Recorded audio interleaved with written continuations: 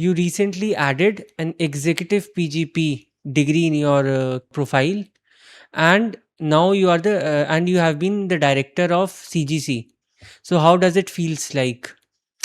Samarth, that was a dream come true, I would say, because I always, was aware of the teaching pedagogy which is being followed at IIMs and I would say the premium business schools.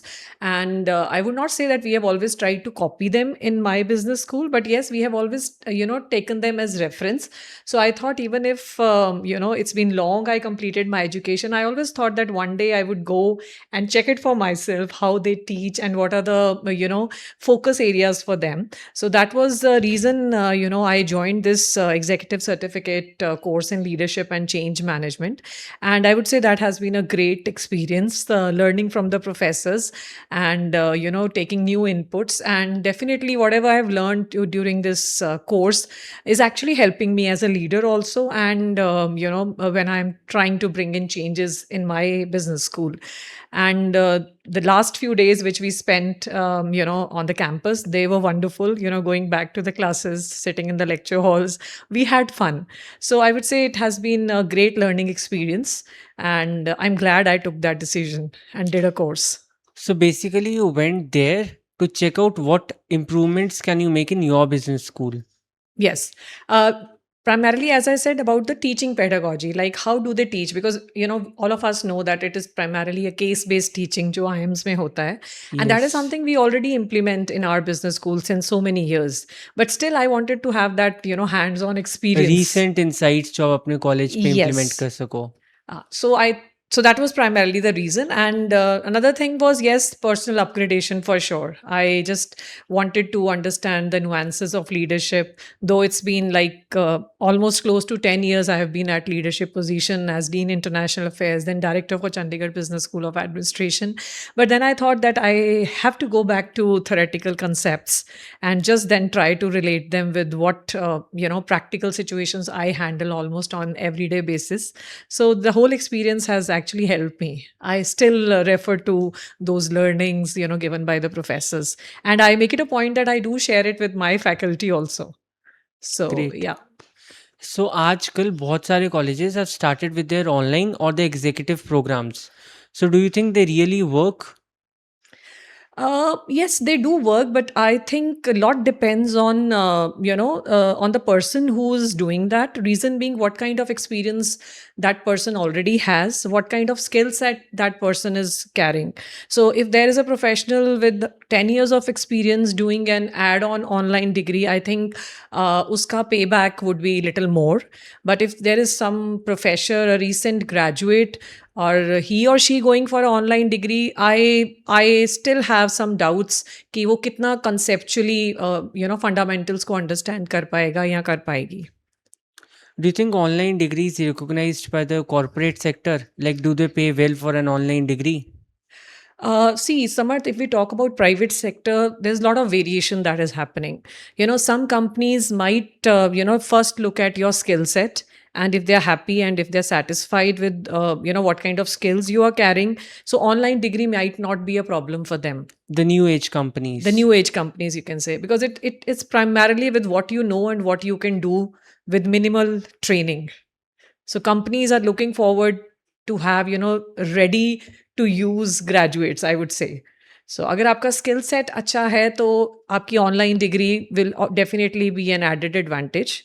But if you are having an online degree and your skill set is below average, I don't think anybody would prefer hiring you. Do you think आजकल IITs and IIMs का tag still matters? I don't know why people call it a tag. As I said, it's something unique they offer, which that's what I believe. So IIMs, IITs, or other premier business institutes, I think if they have built upon a legacy, it is because of something. It can be their, faculty. It can be their unique teaching pedagogy. Of course, infrastructure also counts. The hands-on experience which they give, that also counts. So I think people rush to those places just to have that extra edge, right? So but again, it's not that the students who are graduating from other institutes from tier 2 or tier 3 cities are not employable. We see so many cases who are doing well, cracking interviews and getting high packages. So it's not that the tag only works. It's like if you can just get into those institutes, you might But the feel. thing is, obviously, the professors there are proficient. Mhm. The students who are entering have already are already the cream Yes, ones, they are self driven actually. and there is a lot of budget from the government. Correct. So I think the whole ecosystem has advantages, and anybody who cracks in and gets into that ecosystem obviously has all those benefits. So it's not that if you don't have that IIT tag, you cannot do anything. I don't agree upon that. But yes, if you can get into that, for sure, you'll have certain, unique Added advantages. Yeah. advantage. But one should not feel deprived of anything if you're not able to crack those IITs and IIMs. This It's not something you're going to miss, or it's not something without which you cannot excel in life. वो thought process नहीं होना चाहिए किसी का. आजकल what do you feel? Skill set या degree? What matters more for a corporate sector employee? Definitely skill set. So if you have both, I think nobody can, stop you from getting successful. You have a degree from a good reputed institution and you have the required skill set. I think you are bang on. You have a 22 years of experience into both corporate and education. So why did you prefer education over corporate? Well, just like any other MBA, I started with corporate. So the first job I landed into was Cipla Limited, a big pharma, giant, still operating. That was a hardcore marketing job. Then, of course, I shifted to my core domain, that is HR. So I worked with a company as HR executive, and then something was telling me from inside, because I have been always kind of a studious child since my school and college days, and I always wanted at back of my mind that I want to go into teaching, but I wasn't very sure. So maybe after around 2.5 years of corporate experience, I just told myself that let's give it a try. So I shifted to teaching sector just as a trial, I would say. I'll be honest here. I thought if I like it, I'll continue. If I won't, I'll shift back to corporate sector. But once I shifted, I never looked back. I enjoyed Then teaching you became the students. dean, then you became the Yeah. And then I director. did my PhD, right? Because by that time I had decided that I'm going to have teaching as my profession. Yeah, and of course, God has been kind, and with support of all well wishers, I just kept on giving my 110% to whatever came my way. And yes, of course, I got opportunities, and and then I stepped up the ladder, became coordinator, then HOD, and then Dean International Affairs. I set up the Department of International Affairs at CGC, and then gradually offered the position of Director of Business School. So it's been 6 years now that I'm heading Chandigarh Business School of Administration also. 2026 में can HR functions be replaced by AI? Oh, what an obvious question. I think a lot of debate is happening. What all can be replaced by AI? See, I think everything is known already to most of the people what AI can do and what AI cannot. So, for me, if you ask me, I personally believe that AI cannot replace the wisdom. AI cannot replace the inputs which an experience can bring in to the scenario. So, the relevance of different jobs might get reduced, but then if a job needs wisdom, human wisdom, I think then AI will has to wait for some time. So I think the better it is that we cannot negate AI. It has already invaded our lives. We better accept that it's going to stay. But the thing is, as I said, we should just work out the solutions where we can proceed further with the help of AI. So human wisdom is here to stay. So maybe some functions can be replaced, and I think some has already been replaced by AI. Every day we are, looking at the news. A task which was earlier done by 10 people, 20 people is just being done by one person with the help of AI within a matter of seconds, I would say. So we cannot deny the fact that AI is here. It will replace jobs. It will reduce definitely the relevance of some jobs, but I think we should rely upon human wisdom. So some functions definitely will get reduced, will be taken over by AI, but not all of them.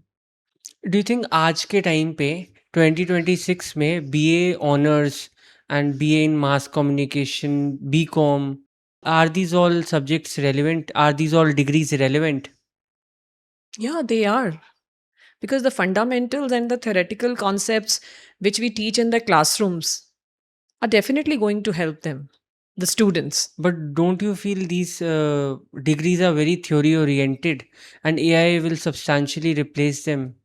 Yeah, there I agree, Samarth. We have relied upon theory a lot since ages. And I think the national education policy that was launched by the government in 2020, uska focus bhi yahi hai that we bring more of practical approach. We give a lot of hands-on experience to the students so that they only do not rely on theory. They should also learn how to implement the education and the knowledge which they are, getting in during their degree. So I think that is the need of the hour, and just to keep these degrees relevant, we need to revise and enrich the curriculum, so that we bring in those components which are industry relevant, and simply not teaching them to the students, rather making them do, maybe through case studies, maybe through role plays, or maybe giving them actual exposure, going to the industry. So that is what is required, and I think again this is debatable. I lot of discussions have taken place on different platforms that industry also has to come forward, because we as educators, we as educationists, this is what we feel like doing it, but then we cannot do it alone. We need industry people to come forward. They have to come forward and take our students out from the academic institutions, give them some space, give them some time to work on some real life problems. Only then we can create a win-win situation. Internships or certifications, what should a student do in his college life? I think both need to be done. I have seen a lot of students who are ambitious, who are visionary. Even if the curriculum doesn't ask for an internship or a certification, they still do it. And this actually pays them, because by the time they do their graduation, their resume has all those desired things mentioned. So I would, advise every student to utilize whenever he or she gets free time during his degree, just go to the industry, try to do some internship, try to do some certifications. Again, certifications not just for the sake of doing it. Do something where you get a chance to do some hands on projects. Get some skills. Yes, just learn by doing. That is more important. Otherwise, simply collecting that piece of paper which you call a certification will not So suffice. get a certification and then you do an internship to basically get some hands-on Yes, experience. yes, yes. And if you can do parallelly, simultaneously, nothing like that. Because every single minute of your student life counts. And anybody would be happy to take a employable graduate, as I said earlier. Many Uh, are unemployable nowadays. yes, most of the people are unemployed, and there's a huge skill gap in India. The number of graduates and postgraduates which are being churned out with by different educational institutions, we don't have those many jobs. We all know this. So the skill gap has to reduce, and again I think all stakeholders have to work on this. Only industry cannot do, only educators cannot do. I think an individual, it has to start from an individual. First of all, he or she has to make a vision, make a strategy, how to prepare himself or herself, how to enhance, upgrade your skills, so that by the time you are out of your college or an institute, you have something which can appeal to your recruiters. Why would anybody recruit you out of hundreds and thousands of students? You're just in a standard degree, कोई भी recruit नहीं Yes. करेगा. So you have to have that edge in yourself which makes you look, or which makes you appear apart, different from the whole lot. And I've seen those students, being in education sector, every batch I analyze them, I see which students get placed first, which students who are doing well in life, who are the ones who settle down quickly. So though those people have those certain traits, they have that ambition and passion, and they streamline, channelize their efforts, and then they do wonders. Your college recently got NAC A plus accreditation and an autonomous status. So what did you do right in all these years? Well, Smarth, I would not say it's me who did everything right. It's obviously the entire teamwork that has brought us to this level, when we proudly say that we are a NAC A plus accredited institution, and we got autonomous status by UGC and IKG last year, which was again a good achievement by the team. And very recently we have been given a QS rating, overall platinum rating. That's another big recognition that has come our way. So it's not easy to say what we QS did is a right. global ranking, right? Yeah, it's a global, it's QS iGauge, QS for India. So there are a lot of things that have, I would say, gone into creating this desirable situation for us, I would say. So the credit goes to every team member, but I think, absolute planning, proactive approach, and time management, of course, has been few parameters I have been focusing upon and trying to, have a shared vision with my team. And I'm very proud of every team member who could understand and relate to the vision. And for the last 2 3 years, there has been tremendous output we have generated, and the team has worked rigorously, I would say. And there's no looking back. Reason being, a lot of learning also has happened. So since the time we started preparing for our NAC accreditation to till date, I think we all have been on the learning curve. So we were learning also, we were doing also, and one achievement after the other proved to be a great motivation also. So everybody is geared up, and I'm sure there's a long way to go. We'll have more such milestones covered.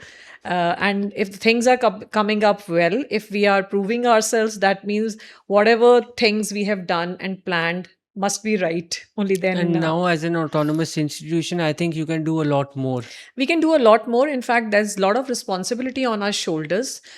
We have revised our curriculums, we have enriched them, we have made them more industry relevant now, so that the students who are coming in and You're joining our telling me you institution. added subjects like design thinking and all that Yes, we have subject. incorporated design thinking. We have incorporated AI for managers. We have added some subjects which are interdisciplinary in nature, so that the student, when he or she enters the institution, it's not that conventional learning which is being imparted to The him. 1980 ka BBA and BCom Yeah. syllabus. We are doing away with that conventional thing. Just strongly believing in the fact that it's high time, as I said, students need to have hands on experience, of course, accompanied by the theoretical conceptual knowledge. So that's what we are striving for at CBSA. आज से 5 साल पहले MBA was very much valued, but आजकल colleges in tier 3 cities have come with MBAs. And आजकल it is very common to get an MBA written on certificate of a candidate for seeking employment. So do you feel that आजकल MBA is still relevant, or is it underrated? I feel, see, MBA has always been more than a degree, I would say, in India.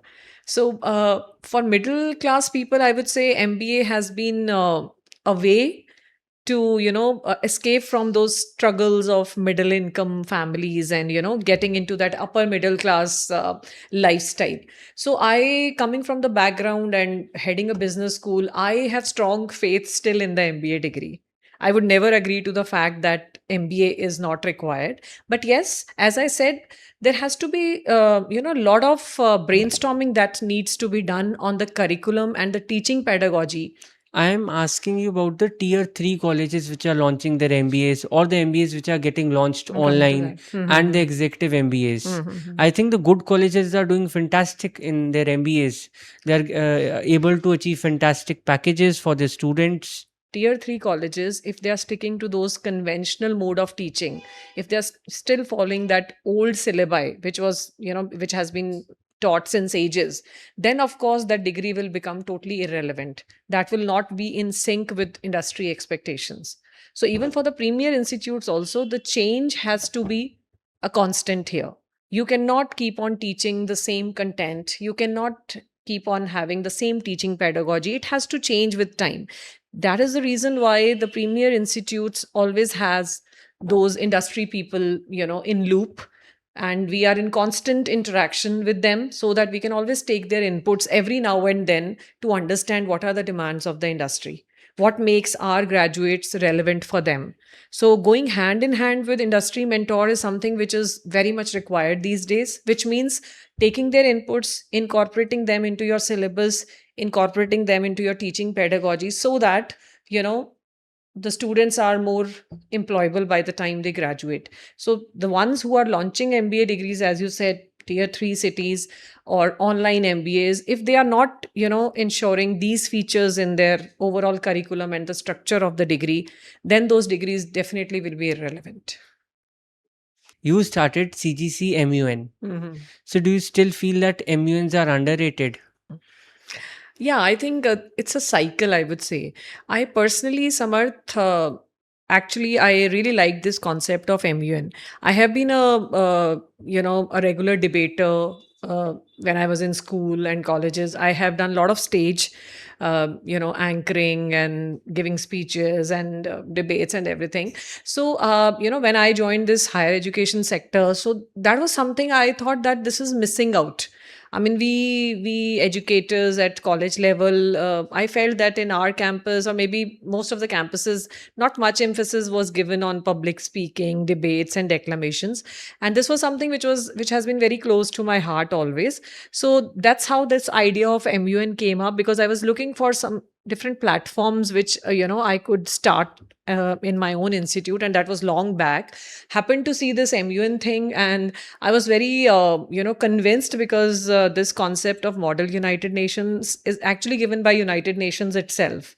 On their website, you have that entire guide and toolkit for, Rules and yeah, regulations. everything. So obviously, I had to, first go through it myself. I made myself clear, and I was pretty convinced. And luckily, I could, get hold of two students in my campus who were doing MUNs that time. So that's how we conceptualized, made a proposal in 2016 and put it up to our management. And obviously, they had been always very supportive, and we got a go ahead. And that's how we organized our first MUN in CGC. That's the reason why they call me founder. And this event has been very close to me. And I'm so happy that in CGC, we have never, let the vibes go dull. CGC MUN is still rocking after 9 editions, and it is one of the renowned MUNs in the whole circuit here. And every year, the student team is very passionate. They are so energetic and fully enthusiastic students I So have. you are basically consistent with it. Yeah, yeah, we are doing it every year. I think one edition was missed out jab COVID hua. Otherwise, 9 editions have been successfully conducted, and I'm very proud of the team, who has been joining us every year, because some students graduate, the new ones enter, and we always call it MUN family actually. So do you invite students from other universities Yes, for an yes, yes, immersion? yes, yes, yes. For the campus immersion, No, for this MUN. yeah, yeah, yeah. We circulate CGC MUN brochures, and the call is circulated pan India, and we get students from all states down south also, and Okay. all leading universities. And you should see the quality of debate that happens.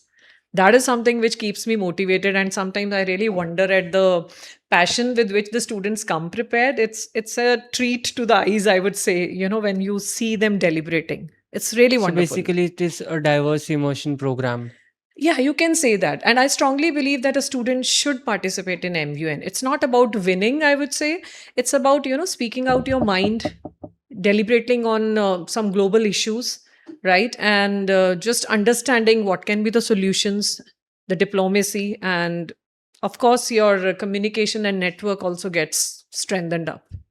You have traveled more than 10 countries for academics. So, what do you think students and institutes need to borrow in 2026 to become corporate sector relevant? Well, there have been a lot of insights I had when I traveled to different countries. Primarily, it has been European countries. What I've liked about them is there is a lot of flexibility in the schedules. Second is entire focus is on hands-on experience. So that is, I think, two things I would recommend and would desire that they should be a part of, academics here in our country also.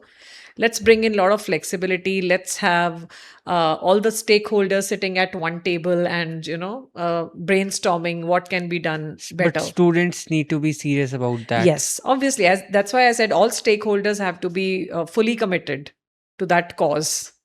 So we have a small rapid fire round for you. Mhm. One book recommendation for every 19-year-old guy.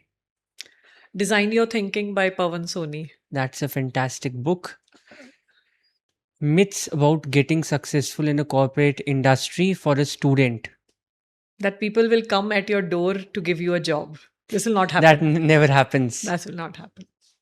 If you were 22 again, what would you tell to your own self? Never lose hope. Be optimistic. Take one step at a time. That will definitely lead to next step. One recommendation or inspiration for a student who has just started his bachelor's degree. Never lose hope. Days would be tough for sure, but eventually everything will fall in place. Have faith. That's fantastic. Thank you. Thank you for being here. Thank you for providing this insightful knowledge, and thank you for this inspiring session. Thank you, Samarth, first of all, for having me at your podcast. Pleasure was entirely mine, and I enjoyed talking to you. Thank you so Thank you. much.